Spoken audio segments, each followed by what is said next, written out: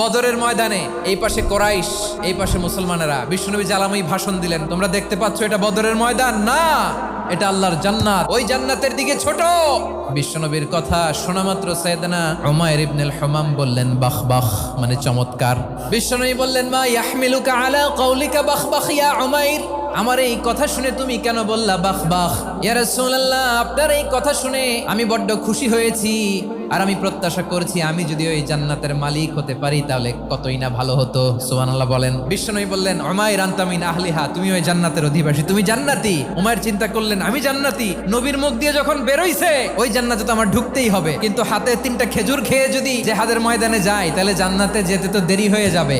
এই চিন্তা আসা মাত্রই খেজুর 3টাকে তিনি ছুঁড়ে মারলেন, তলোয়ার বের করে আল্লাহু আকবার বলে বদরের ময়দানে ঝাঁপিয়ে পড়লেন। আল্লাহর শত্রুদেরকে কচুকাটা করে এক পর্যায়ে শাহাদাতের সুধা পেয়ে নিজেও জান্নাতি হয়ে গেলেন। পড়েন সুবহানাল্লাহ।